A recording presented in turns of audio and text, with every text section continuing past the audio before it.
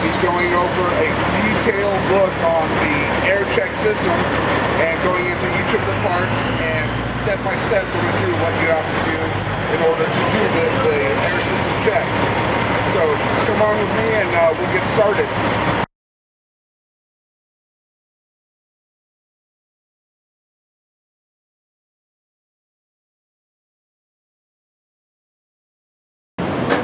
We're going to start with step one.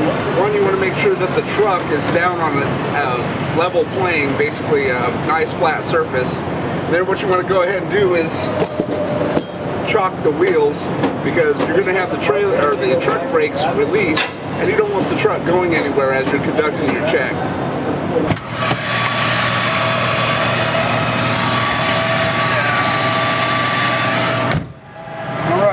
So like I said, what you want to do is make sure you're on a flat level surface.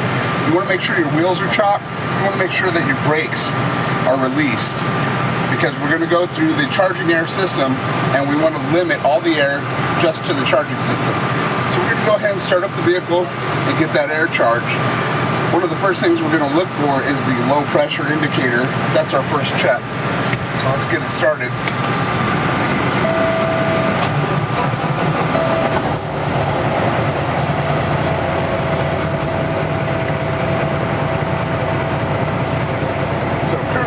An audible alarm, and we have a couple of lights showing up on the dashboard.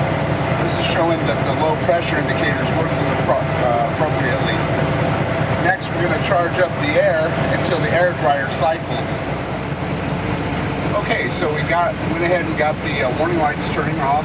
That was good, and now all we're doing is waiting for the air dryer to cycle to show that the supply tank is full, as well as the primary tank and the secondary tank, and all of the lines included in that. Now, we haven't applied any brakes because we don't want the air going to the brakes and using up the air. So what we're doing here is we're going to watch the gauges, make sure everything's good. We're going to shut down the truck after the air cycles, and we're going to look for any drop in air pressure.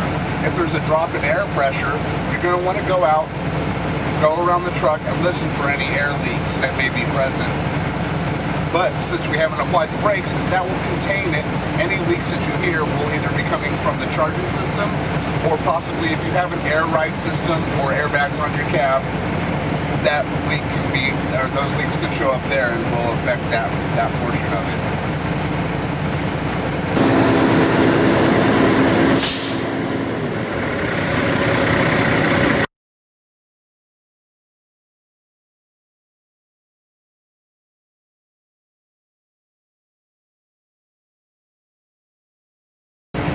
So now that it was charged up and there was no drop in pressure on the gauges, we're going to go ahead and proceed with step two.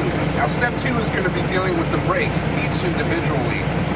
Now, in dealing with the first brake, we're going to deal with the parking brake, which is the PP1 valve. Now with that, we're going to charge up the system. The system's now charged. We're going to turn off the truck and apply the brake. When we do that, we're applying air to that specific part of the truck, that brake. We're then going to step out and check it for leaks. Basically listening to each of the chambers to see if there's any leaks coming from the chambers.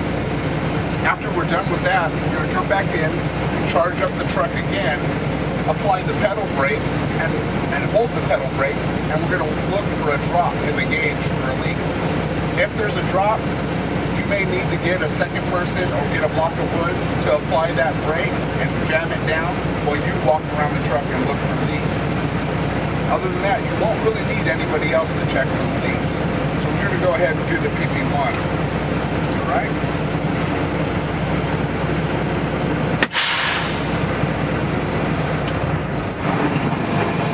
All right, let's take a look around.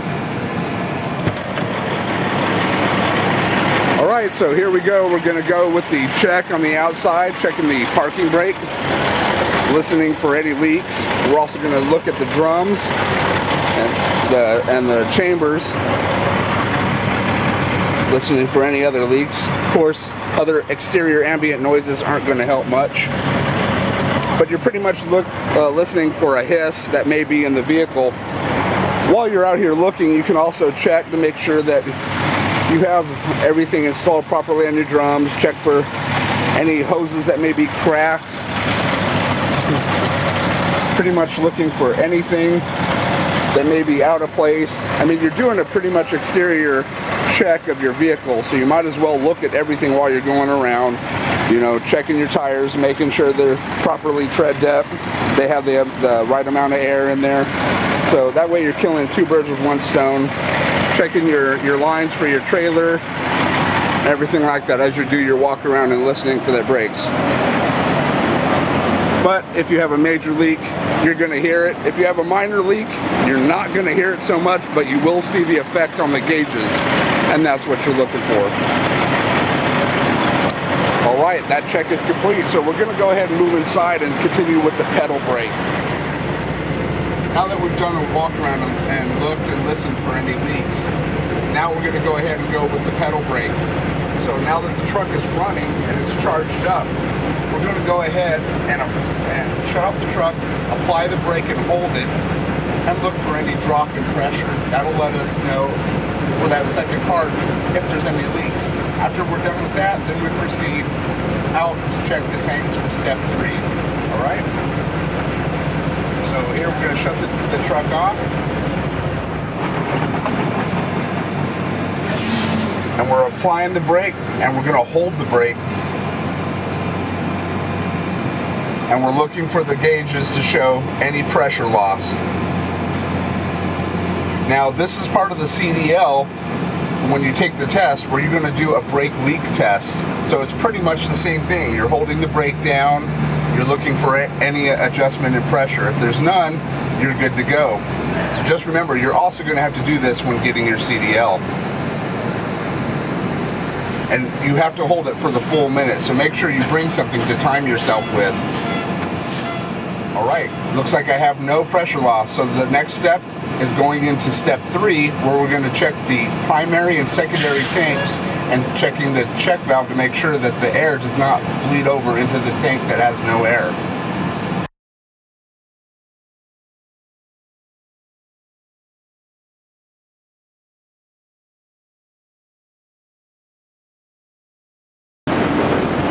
Alright, we're going into the third part, and this is the final for your air system check. Now what you're going to do is, you have 3 air tanks. You have a supply, a primary, and a secondary air. Now this third part is going to check the primary and the secondary.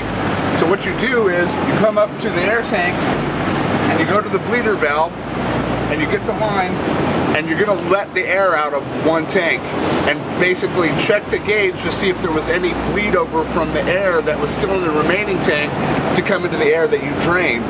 If it is, that means your check valve is basically bad and you're going to have to replace that. Because what you want is all the air to remain into the one tank. This gives you enough air so you can supply the brakes with the brakes they're associated with. So you're basically checking that check valve because it's only supposed to be a one-way valve. So once you've concluded step 3 and checking the 2 tanks to make sure that there's no bleed over, that completes your complete air system check.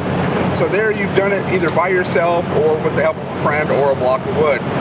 So thank you for joining me, and just remember, if your woman doesn't find you handsome, at least she finds you handy. Stay dirty. That's right.